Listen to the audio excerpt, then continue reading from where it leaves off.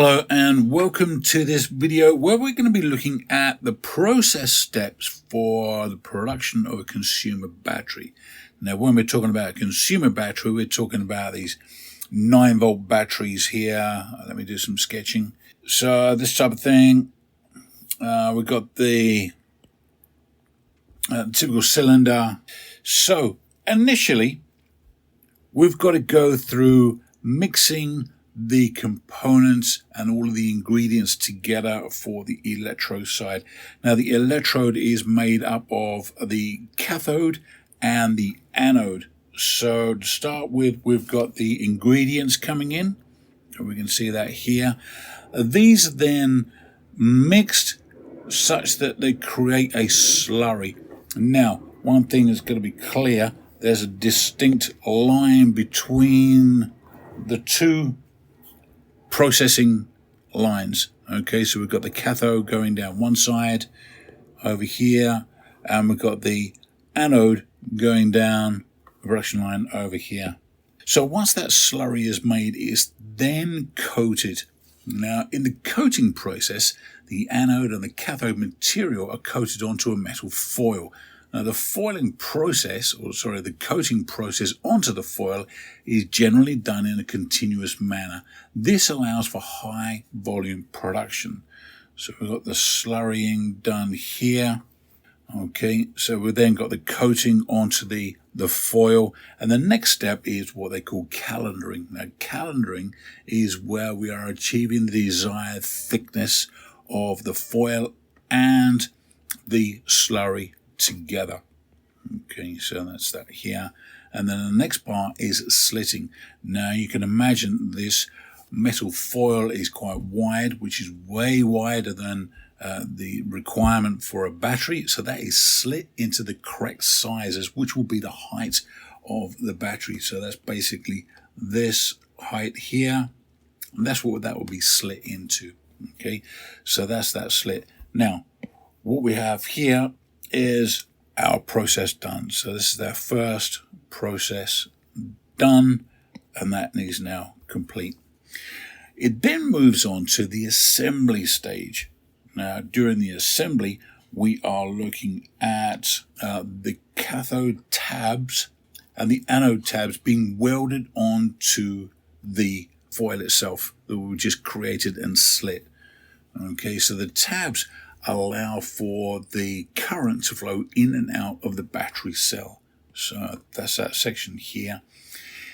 Once that's done, it goes into a winding. Now the anode and the cathode foils are wound together to form a jelly roll. The jelly roll is the basic structure of a battery cell. So that's the winding of the foils with the slurry on all together. For a QC, we've got our first QC section over here. Well, actually it's our second, because we've got our initial QC over the back here for goods coming inwards. But during the process, this is our first QC, and this is an X-ray quality control. Now it's done by the X-ray to ensure there are no defects on the inside of when we've been winding the product. Okay, so that's now complete by the X-ray. Now the jelly roll itself is then inserted into the can or the battery case. From there, there's a bottom is welded such that the bottom of the case is then shut and sealed.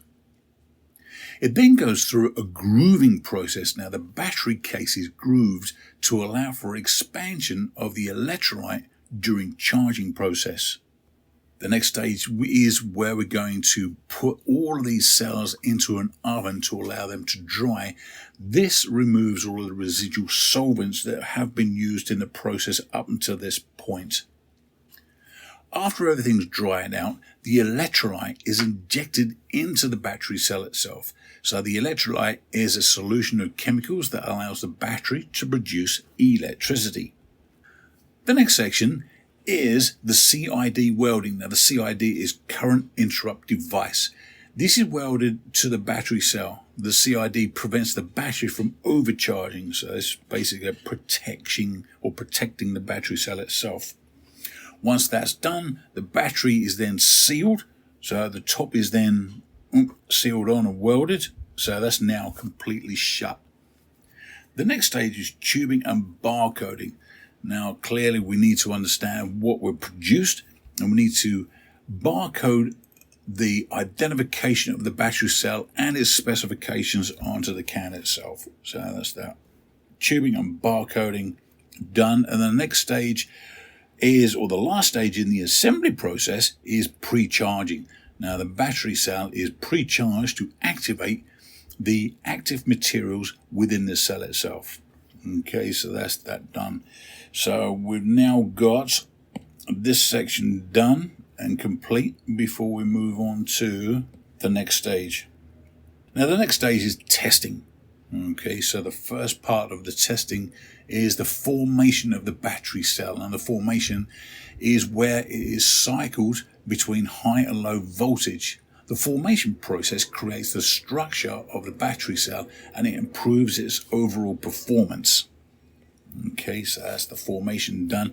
It's then loaded into a battery pack. Now what we're talking about here is loading lots of cells together into a pack such that it can be charged and moved down the process line as a pack as opposed to individual cells themselves. So that's the loading process done. It then goes through a process which is HT aging. Now HT stands for high temperature. Now the high temperature aging process stabilizes the battery cell, and once again it improves the performance of the cell itself. Now bearing in mind that these are in a pack, so everything's done in bulk at this stage. It then goes through a stage where we are testing and measuring the voltage and the capacity of the battery cells themselves. So this first one here is the OCV1, so this is stage 1. Now OCV stands for open circuit voltage of the battery, and this is measured. So the OCV is a measurement of the battery cell's capacity. So this is number 1. It then goes through an RT aging, which is a room temperature aging. Now this again further stabilizes and further improves the performance of the battery cell itself. It then goes through a remeasurement of the battery after this process, which is the OCV2. Bearing in mind that the OCV is open circuit voltage, and this is where we measure the voltage again. Now the OCV should be the same measurement as the OCV. That means that the battery is stable, and we can now move on to the next stage. Now the next stage is capacity grading. During the grading stage, we are looking at the capacity is a measure of the amount of energy that the battery cell can store. And the grading of that is all about the tolerance within the battery capacity itself based upon the target capacity. Once that's done, it's then set to cool, so everything cools down to room temperature and it's left to sit for a period of time. After that, it's regraded just to make sure that this is a follow-on of the capacity grading. And then we're looking at quality grading as well. So again, we've got another QC here, which is all about grading. It's then sorted. Now the battery cells are sorted into different batches based upon their grade. Okay, so grade 1, grade 2, grade 3, whatever sort of the grading requirements are. It's then gone through another appearance quality control, so QC. Everything needs to be perfect, obviously, before it goes out. If some of their battery cells have been scratched or damaged or slightly dented, then they can be a class 2, for example, and put through as a class 2 product and not as a perfect grade 1. Okay, so then we're going into packing, the final outbound quality control. So you can see we've got a lot of checks throughout the process here, and then products are shipped out the door.